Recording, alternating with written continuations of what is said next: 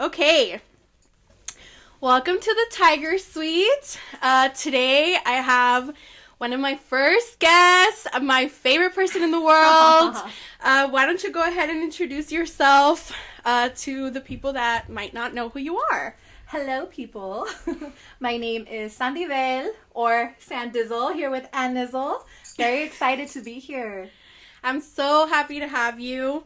You don't understand how much it means that you're on here.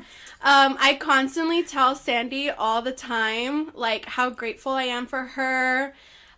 Just meeting her has changed my life. Like, this podcast really would not exist without her.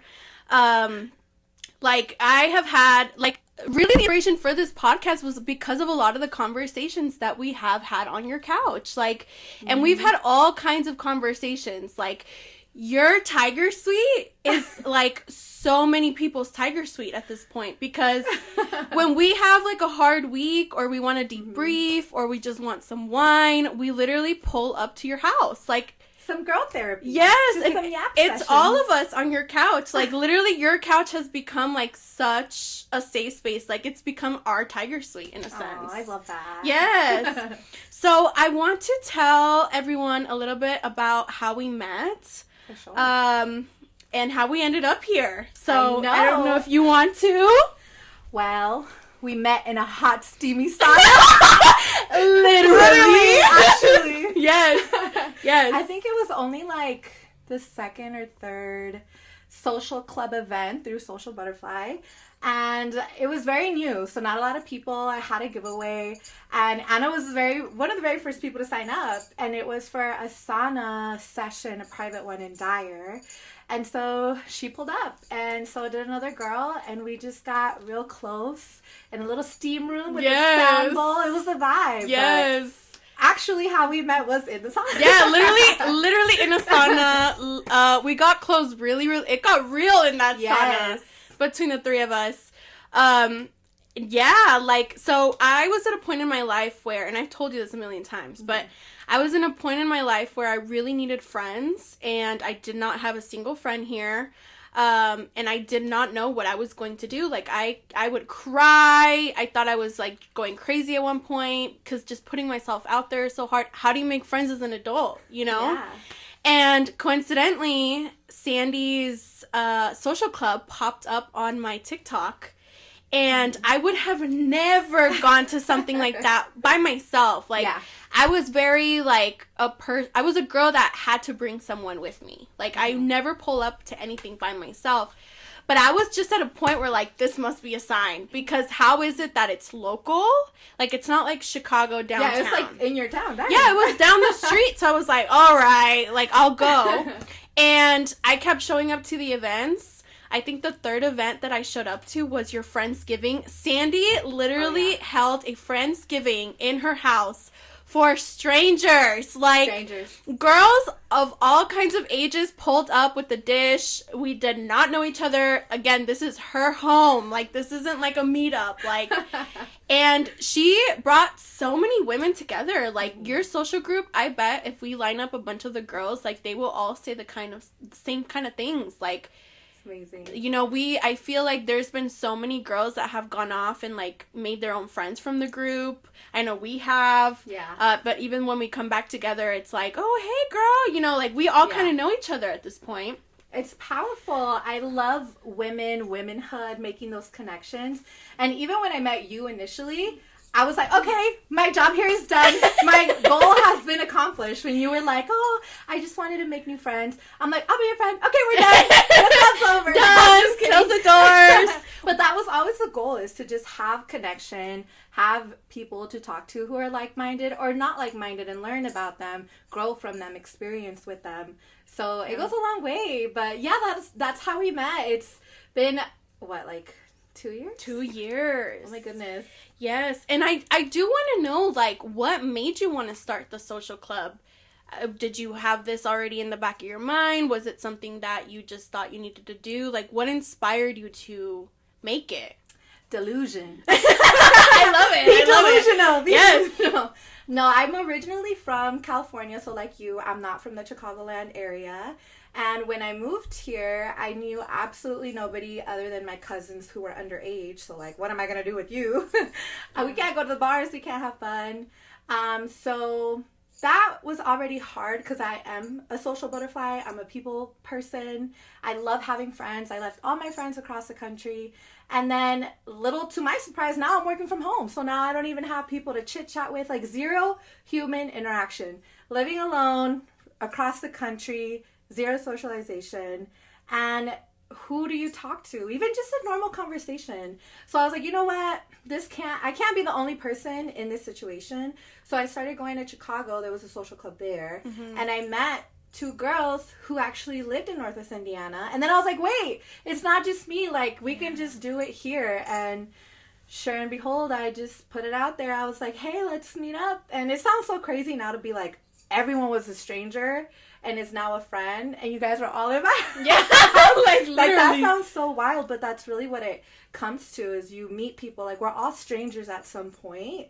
Literally everyone you know is a stranger at some point. So it's just crazy how much we actually have in common, and how you haven't met all of the people who are going to love you in your life, how there's always like new characters and new seasons of your life. So I'm just big on that, and it's what keeps me going, is when people share stories like yours that are like, this actually did something for me. This actually like made a difference. Because if I can do that just by showing up and being a little delusional, yes, then I'm here for it. Yes, I love that. I love the intention. And like I said, I feel like you have changed so many women's lives that were like looking for connection, looking to, so many women in our group, so many say like, oh, all my friends from Chicago never want to come down here, like, so I have to go to them, but like there's stuff that I want to do here too. So like I do feel like you have brought the community together in that sense, where you have given women like these tools, the confidence to show up, especially after they've interacted with you and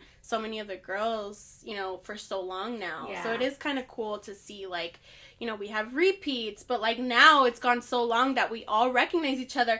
The other day, I went to a Pilates event for our friend Jessica, and I saw women from our group there. So it was like, oh, hey girl, like, how are you? So I think it's so funny that like you really have created our community. So thank you. I love that. It wouldn't be a community without people showing up, though. Because just like you were saying, you were afraid to go to the first one. It's scary. It is scary to put yourself out there. What if nobody talks to me and I'm just sitting quiet in the corner the whole time? So I really try to help with moderating the events, having these icebreakers, doing these connections. But ultimately, it's the people that show up. Yeah. And we have been so blessed to truly attract some of the most genuine souls who really do just want to make a friend.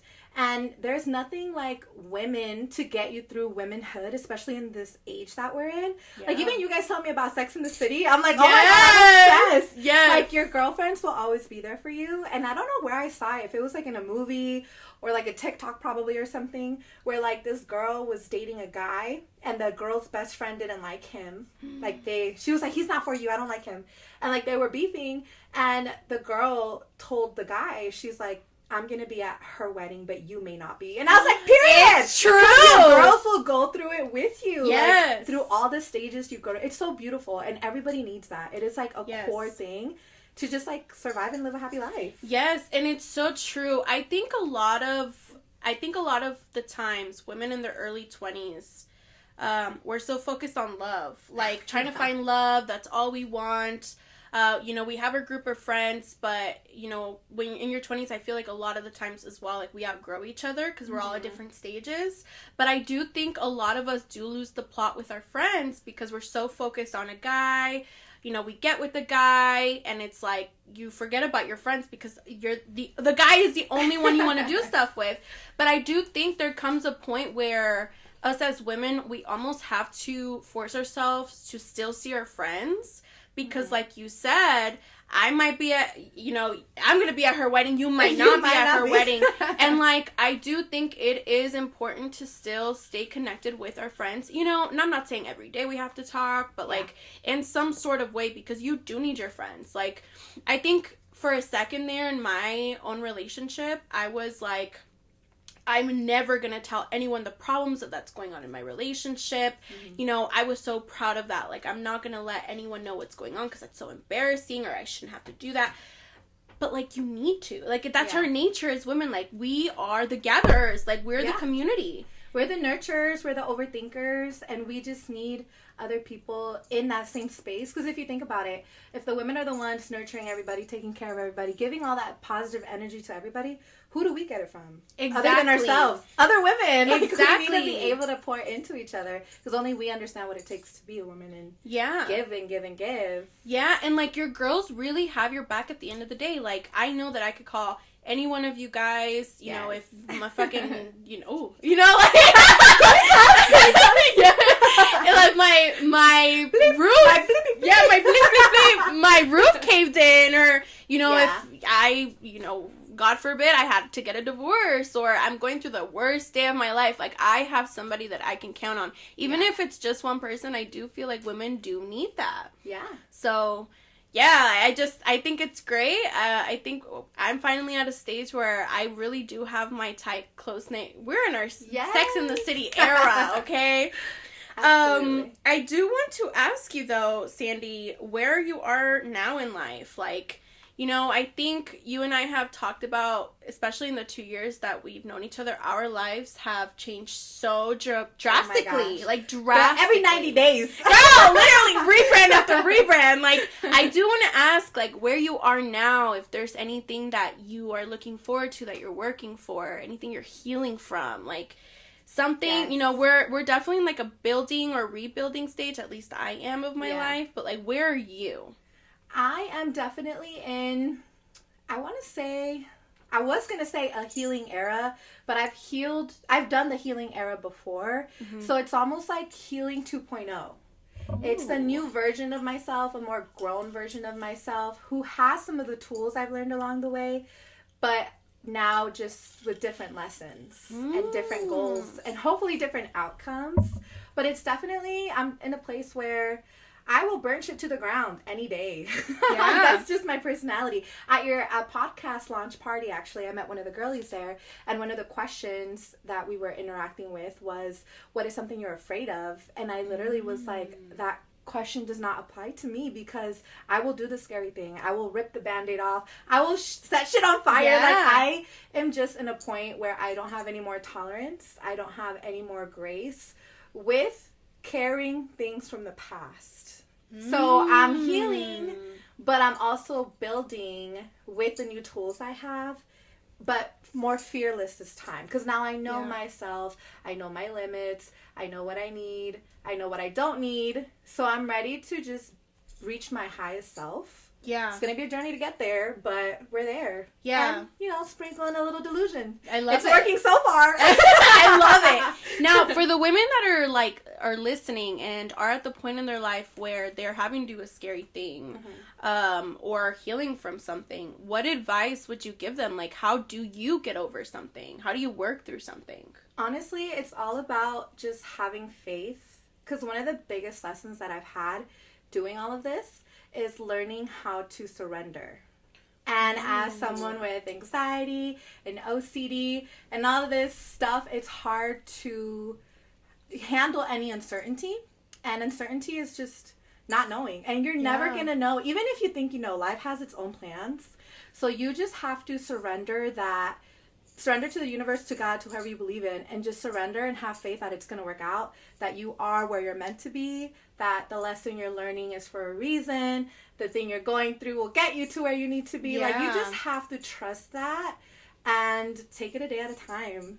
The good with the bad, it's all balance. That's another thing. Yeah. Accepting that no matter how bad life gets or no matter how good life gets, it's going to be a yin and a yang. You're going to get some good, you're going to get some bad, but that's just life. Yeah. What do you think is the hardest thing that you have gone through that you've had to surrender? Like, where you're like, I have had no choice. And how difficult was it for you to surrender?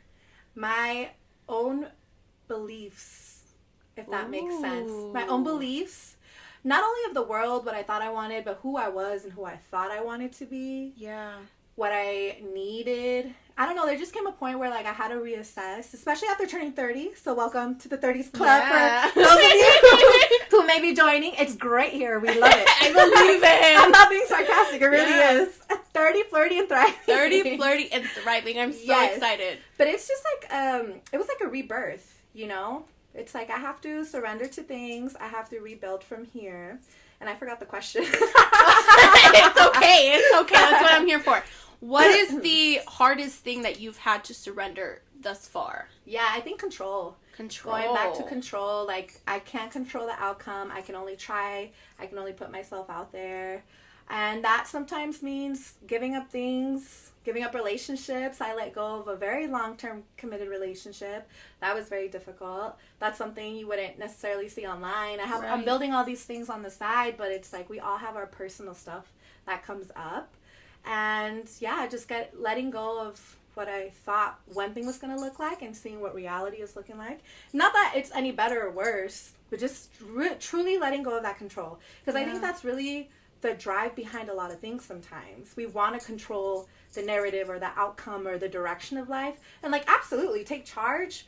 But there comes a point where like, you can only do so much. Yeah. You know? And that's so true. I think in my personal life, in my early 20s anyway, I think I really struggled with letting control, go. Yeah. I'm someone that's always had, like, a plan, no matter what the situation is. Like, this is from A to Z, this is how I'm going to do it. But you know how they say, like, God laughs at your plans, right? Like, ha, ha, ha. Like, and I really do think that's the truth, but it's so hard for me to accept that things are not going to turn out the way that I already built in my head. Yeah. And so when I am in a situation where I'm like, oh, I have to throw my hands up. Like, this is all I've got, and I've got to trust. I've had to have faith, just like how you mentioned. It's so difficult. Now, you mentioned you're getting out of a really long-term relationship. Mm-hmm.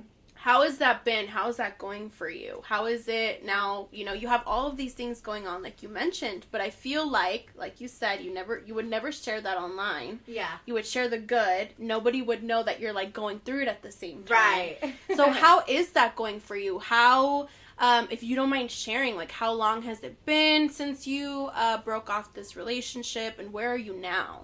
It's been a few months, and I'm in the grieving stage of it. There's different stages, but ultimately it was the best decision that I had to make for myself at the time. Mm-hmm. And the best decision isn't always the easiest decision. It's not always a decision that feels the best. But I literally got to a point where I had to tell him, like, I can't keep betraying myself to love you. And, like, you can love someone or something, and at the end of the day, the relationship with yourself, and I've said this before, the relationship with yourself is the most important one you have, and there comes the point where it's like, I have to pour into myself, I have to give to myself, I have to love myself, I have to do all these things for myself, because at the end of the day, like, that's what matters the most. Yeah. So, overcoming the heartbreak, it's not easy. It's a transition. It comes in moments, but I wouldn't have been able to get through it without my girls. Yes. Without everyone on my couch crashing out. Yes, definitely. And what if you had somebody, or younger you even? Yes. Do you think younger you would have made that decision as easily? Not that it was an easy decision, but like you were very strict with your program, right? Yes. Like you kept your promises to yourself. Yeah. How difficult, or was it difficult for younger you to do something like that?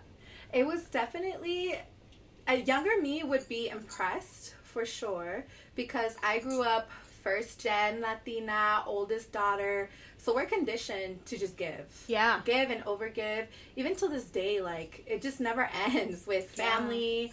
That's just how you're conditioned pretty much. So younger me would have been like, you did what? You put yourself first? What does that mean? She wouldn't even have known that that's what that meant. But putting yourself first takes a lot sometimes when you were never given the opportunity to do that, whether it was circumstances, whether it was culture or whatever. But putting yourself first, for me, was something I had to teach myself to do. It's not something I was taught. It wasn't something that I saw. Because even in my own family, like, my mom doesn't put herself first. She absolutely should. She's a great woman. But that's not something that was instilled in me. Like, hey, put your needs first above everybody else. And so many people call that selfish. But it's absolutely not. Like, there's so much stigma around that, too. Of course, depending on how you go about it. Yeah, no, for but sure. ultimately, as a giver, putting yourself first for once is definitely, like, changes the trajectory for sure. Wow. And what advice would you give a woman that is maybe in a situation where, you know, she knows that she needs to leave a relationship or she needs to put herself first? What is maybe some advice that you would have for that woman to make those steps? Fear is a liar. Ooh. That's literally all you need to know. Fear is a liar. You just need to do it, because so many times the what ifs in our head, the scenarios that we play, the conversations we think we would have, none of that is actually going to go the way you think. You just need to do it and see where it goes from there, because fear is a liar. And no matter how much time you have with someone, no matter how much history you have with someone, there's nothing that you necessarily owe to anybody, because you have the rest of your life to spend with yourself and your own decisions. So like, no one has any say, control, or power over yourself and your future. You can decide when you've had enough, or when something just doesn't align for you anymore, because ultimately it was all about alignment. We were so out of alignment that it got to a point where it's like, I'm getting myself out of alignment now too, and I need to make sure I'm good before anything else. Yeah. All right. Well, I think that's really powerful, especially because you said it was a really long-term relationship. And I do think it's really difficult, especially as a woman, because I feel like for men, it's very different. But as a woman making that tough choice, like, no, like, I know this is not aligned for me, or we're clearly going on separate ways, or maybe I've tried so many times to repair this or try to help you. And it's so hard, like, almost, it's so hard to turn off the guilt voice in our head. Yeah. To be like, no, I love you, but I love me more. And I have to love me more, because loving you more would be loving myself less. Yes. So I do commend you. I think that's such a difficult decision to make. Like you said, you know, everything about fear, it's so true. Now, you're at a point in your life where you have and I don't know if we've even shared this, but you have a 9-to-5. Yes. You have this social group going on that requires so much planning. I don't know how she does it. She does it all by herself. Literally the other day I apologized to her after having to make this launch party, because it's so difficult to plan something by yourself. So you're doing all of these plannings for multiple events a month, and you have a business. Yeah. So how are you balancing that throughout your grieving process? It's a lot, for sure. And I don't have a clear-cut answer. The only thing that has been helping is listening to myself, because it goes back to that voice in your head that you mentioned earlier. Like, there's a little voice in your head. There's a little voice in your head telling you what you don't want to hear too. Yeah. It's called intuition. Yeah. Oh, God. And that voice. And as a woman, that's a whole nother journey, learning to listen to that intuition, to have that discernment, or whatever you want to call it. Yeah. But I've learned to just try to listen to myself. Like, if I'm in creative mode and, like, I can push out all these things, I'm going to do that. If I'm just not feeling it and the heartbreak's real and I'm just going to cry my eyes all day, then that's just what I'm going to do. And I'm going to allow myself to do that. And I think it's all about balance, for sure, and just showing up how I can best show up when I can.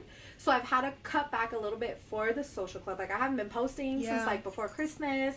And it goes back to the same thing. Whether the relationship is romantic or platonic, you cannot pour into other people if you are not pouring into yourself. Yeah. So it goes back to, like, slowing down, making sure I'm taken care of. I launched the business, which was great. It's been so fun and fulfilling. It's nowhere close to where I plan on having it, because, again, I have all these other things in the background. Yeah. So I'm trusting that with time I'll get it to where it needs to be, or, you know, I'm planting seeds and growing things where you're not going to see the fruits right away. So yeah, I need to make sure I'm pouring into myself. Now, we mentioned your business. Why don't you share a little bit about it? What inspired you to build it from the ground up, and where you would like to see it come into fruition next? Yes. So, Luna y Miel, Anna is my model here. You probably have seen her before. And it honestly was just inspired from, again, the healing era. I feel like so many people lately, I've been getting complimented on, like, my demeanor. They're like, you're just so cool, calm, and collected. Even at my 9-to-5, like, shit hit the fan, and everyone was, like, crying, screaming, fighting. And I'm like, how may I help you? And my boss was like, how can you help me? And I'm like diffusing the situation. Yeah. And then we had a meeting, and he was like, I just really appreciate how calm you were. Like, your presence was just so like calming for everyone, like for this situation. And I think that just comes from, girl, like a decade of therapy. I've been through so much shit, especially with like mental health, like PTSD, anxiety, depression, OCD, all these things that used to have me in a chokehold that would become very debilitating sometimes. So just learning the tools, whether through therapy or other ways, to have that nervous system regulation, that emotional regulation, all of that has really helped. And I feel like I'm finally in a place where I can help others. Mm-hmm. So it really stemmed from that, because I've been using more like alternative holistic methods. I use a lot of botanicals. I use a lot of like sound healing, even like aromatherapy, whether it's incense or perfume oils. Like, I'm so into all of that. And the places I was getting it from, I just wasn't liking it anymore. Yeah. And then I was like, you know what? Like, I'm just going to make my own at this point, because this is just not what I want. So after trial and error and learning it, I'm just like obsessed. And I found myself constantly telling people how to do this or sharing it with people. And I was like, you know what? Let me just put it out there for the world to share it with the world. And that's basically how Luna y Miel was born. But it's basically like sensory tools to help you come home to yourself, to help you just like pause in the day, because we don't do that enough. The world is busy, so and if you can ground your senses, you can really like tone it down and like chill out. It goes a long way. That's so true. And I absolutely love all of your products. Ooh, we have a little thunderstorm in the background.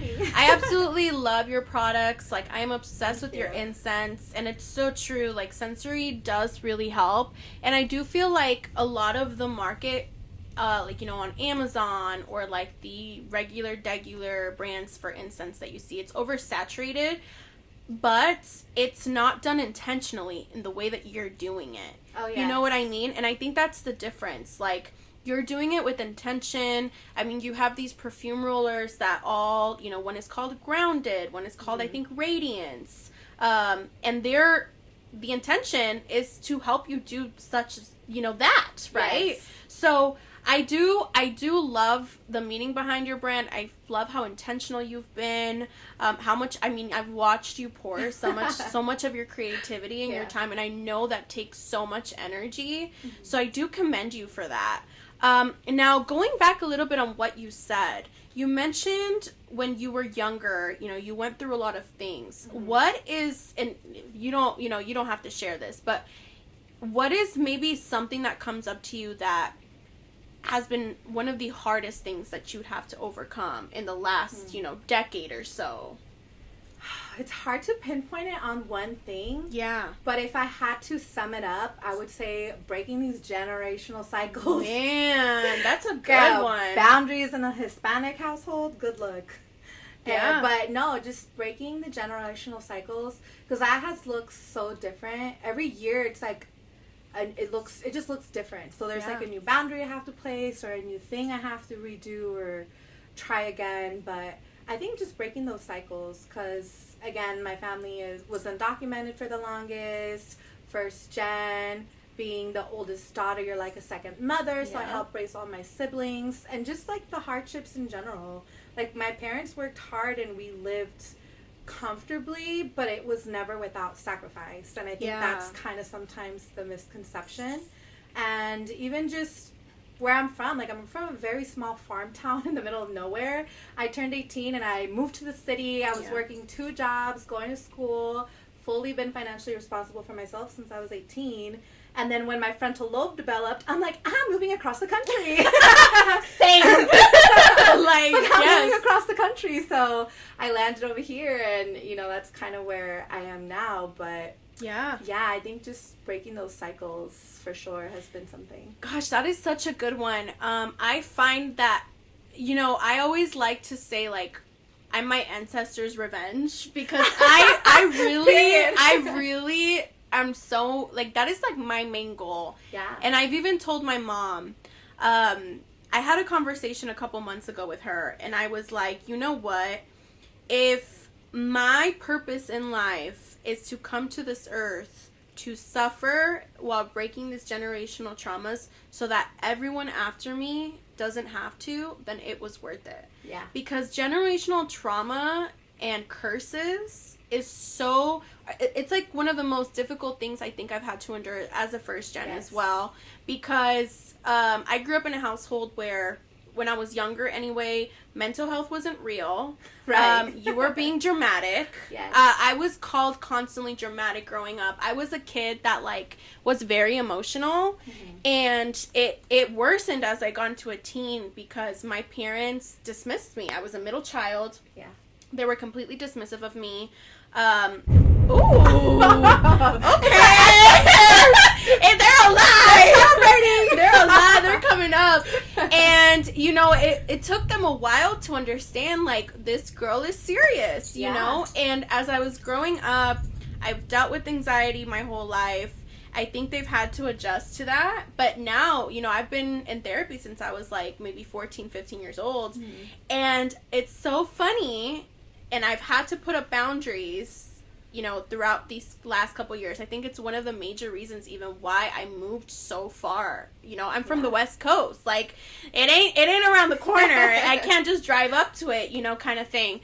But it's only because my parents or my whole family even would come to me, and I was the family therapist because I was the one that went to therapy. I was the one, you know, they love to say problem solver, the mediator, the people pleaser. It like made my people pleasing tendencies go up, and it's so difficult to fight through. Yes. Like, people pleasing has to be one of the most difficult traits, and I'm even actively still working on it. Like, it's so hard. It's so difficult.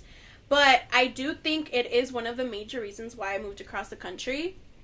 And, I mean, your family is here. Mm-hmm. I think one of the major reasons why you moved across the country is because your family is here. Yeah. And so we're, like, complete opposites on that.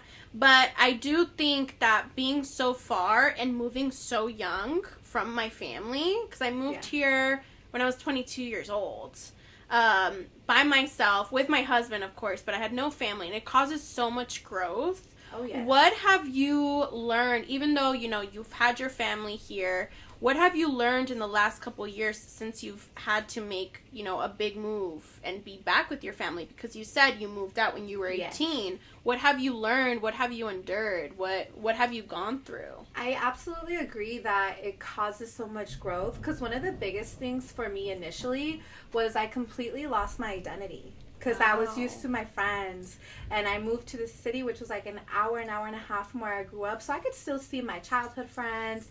Like, my whole roots were there. Everything I knew, everything I was comfortable with, that was my identity, basically. So moving across the country, girl, different climate, different time zone, different people, different slang, bogus. I didn't know what that was. Bogus. I was like, yes. There's just so much to learn, like, culturally, even though we're still in the U.S., it's the Midwest. It's different out here. It's very different. It's so different. So I think just losing my identity, which at first was like a panic. I was just like, oh my God, who am I? Yeah. But then it was like, wait, who am I? It was like more of like a curiosity thing, and I really got to explore my own beliefs and my own strengths and my own weaknesses without the conditioning and the environment that I've been used to for so long. Yeah. So having my parents be nearby again was very fulfilling for me, because I had moved out when I was 18. So it was very sad to, like, see my siblings, like, graduating high school, and, like, I wasn't seeing them as often. Like, my parents started getting gray hairs. I was like, wait, like, I need to start being around my family more often. But during that time, I was going through some severe PTSD, so bad that it was, like, I was getting hospitalized for panic attacks. Wow. I was getting to a point where it was, like, I was noticing, like, some paranoia. And I was like, okay, I need to, like, be with my family, like, be with people. And luckily, I've been able to overcome all of that. It's crazy to even say out loud, because I would have never thought that years later I'd be sitting on this couch being like, remember that one time? My trauma, let's laugh at it. Yeah. Right. But I completely agree. Like, my parents have grown as well, so they understand mental health a little bit better now. But girl, my dad, he was like, he had his first panic attack here. Wow. Like a few years ago. And he literally, like, apologized to me. He's like, ay, cabrón, si me iba a Well, that's what I thought. Right. That's what I I thought. wasn't being dramatic. He's Yeah. like, that shit was intense. He's like, I cannot believe it. Oh my goodness, like that's what you felt. And I was like, yeah, why'd you think I was like hospitalized for it? Like it was not easy, but yeah, I think I'm in a much better place now with a lot of it. That's why I can, try to help others and connect with others, because I can relate to so many types of people. I feel like I've lived so many lives, and it just goes back to me being delusional and ready to burn shit down. I'll start over any day. I do not care. Yeah. We are here to live life. At least for me, I like to consider myself like a life enthusiast. Like my role model is Shaquille O'Neal. I love he that. does everything, and I'm like, yes, fit as many lives as you can. That is so niche. Shaquille O'Neal. He's in everything. He's in gummies. He's on mattress commercials. He is. Every day is like a new life for him. Shout out to Shaquille O'Neal. Shout out, Shaq. If you're hearing this, be my mentor. My girl is single, Shaq. Oh man, that's too funny. Oh my goodness. And so now that how many years have you been in this area now? It's been like over 6 years. Wow. Going on 7. And now if your family hadn't upped and moved to the Northwest Indiana area, do you think you would have moved across the country by yourself? No, absolutely not. Wow. Yeah, because my grandparents lived here, so I used to come and visit like as a kid. But my entire family, and I'm talking my sister, my brother, Everyone. my parents, the dogs, everybody. Yeah. Everybody got up and left and moved across the country. So I was just sitting there like, oh, okay, bye guys. Wow. And at first I was like, okay, like I'll see you when I see you. But once my lease was up, I was like, no, like I need to be closer to my family. Like I need to be closer to them. So I came, I liked it. I rated it, what's Keith's thing? Came, rated 1 through 10. Yeah. Rated 1 through 10. Yeah. And I like Chicago the most. So originally I was going to move to downtown, but then COVID happened. Oh man. Girl, after that I was like, I like it here again because I was having this PTSD. Girl, I'm not moving to Chicago. I don't know what street's good, what street's bad. Yeah. Who's going to try to mug me? Who am I going to fight? You know, Yeah. so I was like, no. It got cozy here. I got comfortable here. And it grew on me. And I understand, like, a lot of people don't like it. People who are from here don't like it. Which I get it. Man. I don't feel like anybody actually likes where they're from. Yeah, no, I But don't think so. moving here, it is, I love it. The beach is 10 minutes away. Yes. Chicago's in our backyard. And I'm such an explorer that, like, I'll go find all these random little things to do. Or, like, I just love wandering. It's never ending. It's never ending. You always have something new, something Yeah. new to try, a restaurant, a club, a bar. Like, it's never ending. And I love that about the city. Okay, so you moved here, your family was here, and I know you did mention some identity issues. Yes. And with your PTSD, since, you moved here, it's been 6 years, how old were you? What did your life look like? Was it any different? Oh, yeah. What did 6-year-olds, 6 year olds ago, if I'm not even saying that, 6 years ago, Sandi, her life, what did it look like? Girl, her life was done with. She was over it. She's like, get me out of here. Wrap it up. I can't do this no more. She was I get so that. over it. She was defeated, 1,000%. Wow. Defeated, tired, done. Defeated was definitely the biggest way to put it. We ended up all living together, which again, I hadn't lived with my family since I was so young. And although it was healing, it was also very hard. There was a lot of clashing. How was that? Because you had moved out. Yeah, and now I had to you're live back with them. in. How was that adjustment? It was a hard transition because when you grow up with your parents and you live at home like you're a kid. Yes. But when you move out and you grow up from 18 to 25 and now you're a full adult and now you're living with your family again, you're now an adult living with other adults. So you have your own opinions. You have your own lifestyle, your own habits. Yeah. So there was a lot of clashing, getting used to Dad, don't ask me where I'm going. Girl, don't worry about me. Mom, go to sleep. Are you I'm not texting asking me? you for permission. Yeah. Like what? Yeah. So there was some clashing there. Ultimately, it was good because I hadn't lived with them. It was wonderful spending time together. And once I realized that I was gonna stay, then I was like, okay, it's time to settle in here. And I was extremely homesick. I would go home back every 3 to 6 months. Well, the first year I wasn't even working here yet. I was still working in the Bay Area, so I was going back and forth for the full year.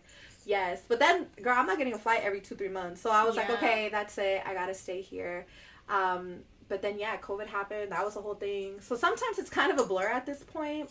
But overall, it definitely showed me how to start over. Yeah. Again, with that identity shift, because I don't have my friends, my culture that I'm used to, my everything. So everything was new. First it was scary, then it was exciting. But sometimes there was kind of that back and forth. I would feel like Chicago couldn't swallow me up and spit me back out because it's such a big city. Oh, yeah. It's the biggest city. It's bigger than San Francisco. And Yeah. I was used to the city. I thought I was used to the city, but Chicago is enormous. It's a monster. So now, girl, now I'll drive as long as I'm not on Lower Walker. Not the Lower. Oh my gosh. So now I'll be like on Lakeshore Drive. Like I know my places. But most importantly, I have my community. And that has been life-changing. Yeah. Because now I have like, I mean, I've always made friends, but I've had like an actual community that makes it feel like home. Yeah. You know? So that has changed everything for me. It's really made me settle in and ultimately make me super happy here. I like it, except these winters. Oh my gosh, these I'm so winters. iffy with that. I really miss the West Coast during the winter That sunshine. Oh man. Sunshine. I mean, it's pouring outside right now. It's gonna snow overnight. Yeah. Like, it's March. What are we doing? But, okay, so in the last 6 years, you know, like we said, we're always going back to this adjustment period. Yeah. I know it took me, I mean, I feel like I'm barely getting adjusted, and I've been here 4 years. What is one of the hardest things that you had to overcome? Ooh, that's a good question. I think definitely navigating life on your own. Yeah. Navigating a new place. Because it's a lot to take in. Because you lose yourself. That's kind of where the identity thing comes back into place. Because you're not used to even like your own foods. The foods you eat, the music you listen to. Nobody knew who Mac Dre was. I was like, huh? How dare you? Where am I? No, literally, like, where am I? And again, it's just such a shock because it's not far. We're on the other side of the country, but it could feel like a whole nother world. Especially when you don't know anybody. Like, nobody at all. It's scary. So it's scary. It makes you just kind of toughen up, honestly. Because once I got to go around Chicago more and explore it, I was like, oh, these people got money. Yeah. These people are bougie. And it kind of widened my perspective on what was possible. Because then I did meet some really cool people, some really successful people. Girl, I was in these rooftops like, wait, Yes. I'm here. This is so cool. So it was like, it just... What's the saying? Like the glass ceiling? It like opened or widened the ceiling. There's no ceiling now, whatever you want to call it. But it made me grow for sure as a person. So was there any in the moment, you know, in the adjustment period when you first got here, was there any moments or a moment where you regretted your decision? Absolutely, in the winter. Oh, girl, definitely. In the winter, I was like, what? And it's crazy because it's not as bad as I thought. But there was, once it actually got cold, like I think my first snowstorm, because it wasn't as bad as I thought, we had planned like a staycation. Girl, we had to go out in the storm. I could not live with black ice. Me and black ice do not get along. Like the snow isn't even the bad part, it's just black ice. Yes. And so I remember like we were just gonna walk around and our hotel was close to all the things. I didn't even want to go outside. I was so scared of the black ice because it was black ice everywhere. Wow. And my brother's like, no, we're going, hold on to me. And so we had a great time, but it was just such a big adjustment. Like I've never had to watch where I step. And maybe I'm overthinking it, but I have some horror stories. People who fall in black ice, like, end up in the hospital. Yeah. Now I'm 5'10". That's a long fall. It takes a while to get down there. It's so true. Black ice is really scary. I think one of my realizations, like the first realization, because, you know, before I moved here in the thick of the summer. I moved here in August. Oh, you were living your life. Girl, everyone was like, just you wait. Just you wait, because I was like, I love it here, you know, and they were like, oh, girl, you don't even know what's coming for you. And thankfully, my first winter, it was not that bad. Yeah. I was like, oh, it's snowing, you know, like, it was so exciting. It's not exciting anymore, but, like, oh, my gosh. But I remember the first moment where I was like, oh, I think I might have messed up. Like, at the time when I moved here, I was driving a Corolla, and it did not have four-wheel drive. And I was, I work in, like, the Hinsdale, Oakbrook area during that time. And I'm literally driving through these residential neighborhoods because my office was, like, in the downtown area. And, I have to go through houses. Girl, There was one point where my car was just driving itself. Like, the wheels were going, and I thought I was gonna hit, like, a car in front of me, and that's when I was like, oh my gosh, what did I do? Like, this is, nobody teaches you how to drive in the snow in Arizona, you know, like, it's not like I could call my dad and be like, hey, can you come get me? You know, like, I literally had to go through so many different things in the winter time, trying to figure out how to drive, how to see. And I think the weather really was an adjustment for me. But I do love the seasons. Yes. You know, not to get into weather talk, but I do love the seasons. No, it's but great. I agree with you, and I'm so glad you bring that up because I was meaning to touch on that as well. Because in California, it's just hot, a little bit of rain. Yeah. And again, not to get into the seasons, but it's taught me to appreciate the seasons. Oh, yes. Because here you get winter, you get snow, you get the rain, you get it all. So I have learned to appreciate it while it's here. Yes. Whether I like it or not, it's going to be here. I have to get used to it. I don't get to choose. Yeah. If you're going to be here, like, that's the life you're living.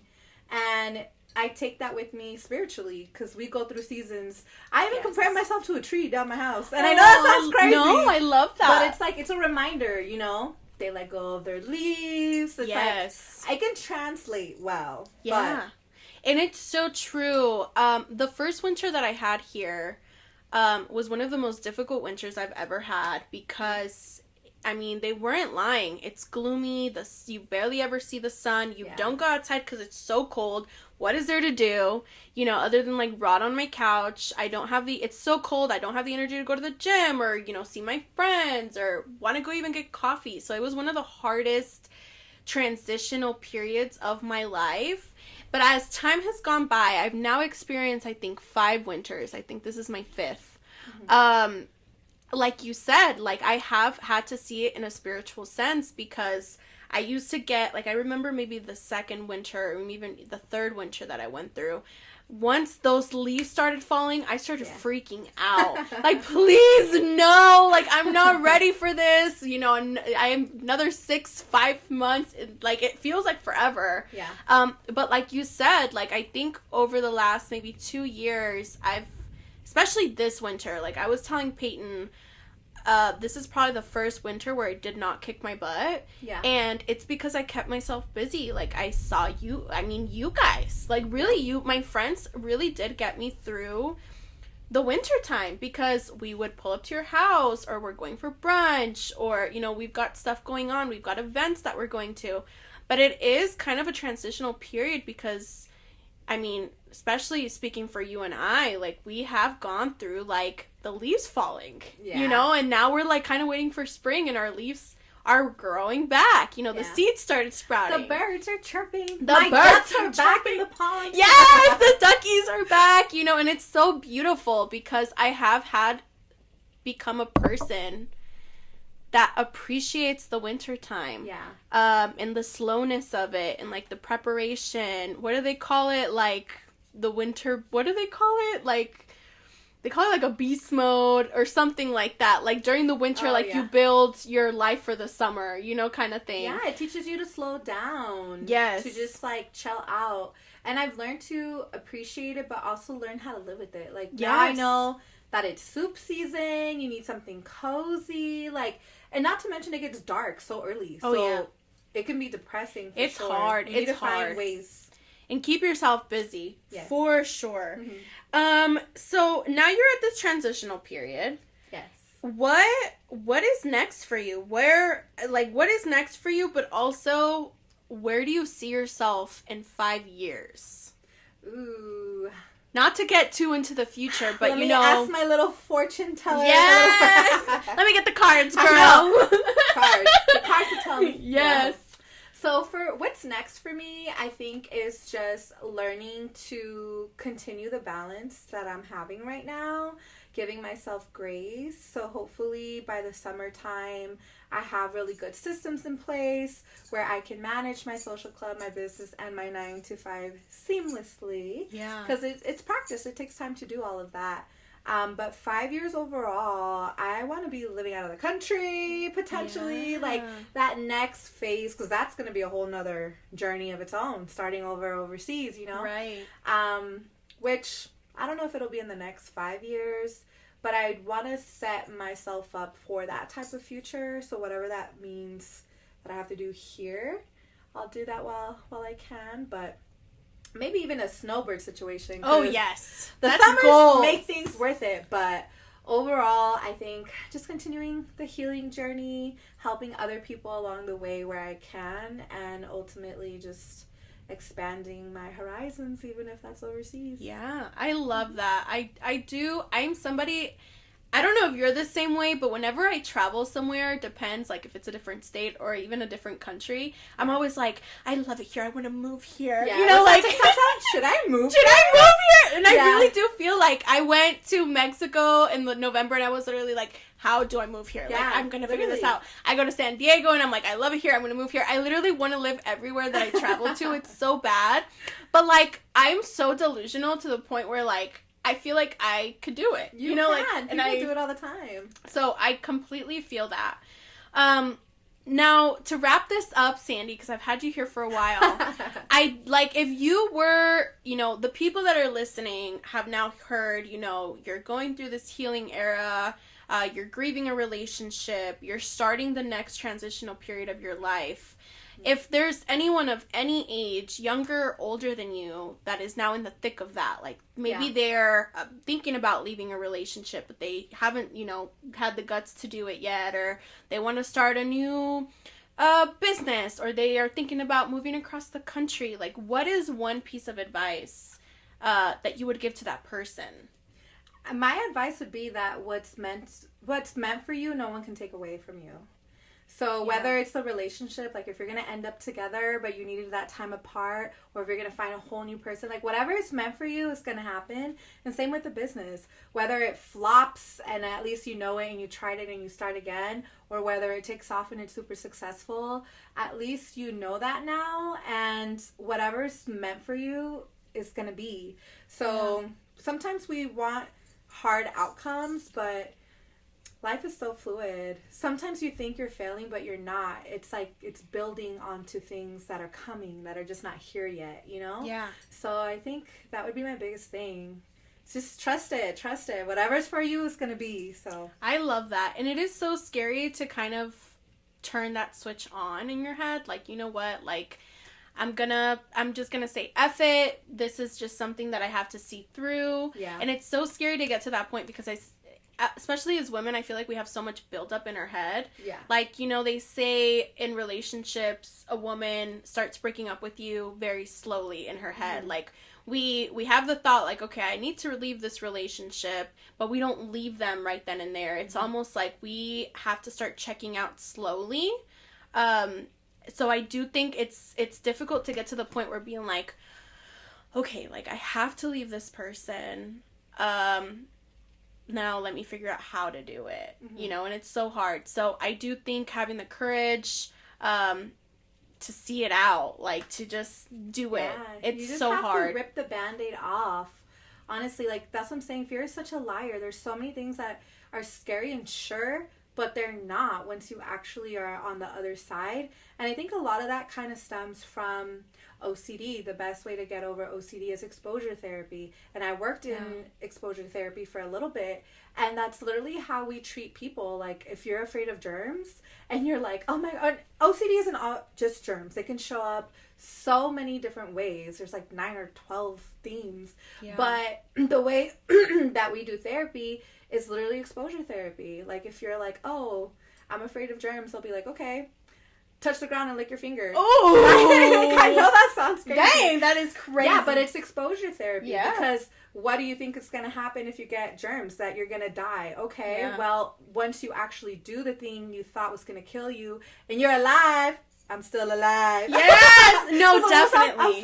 You know, it teaches you that your mind is playing tricks on you and fear scaring you out of the life that you want. It's so true.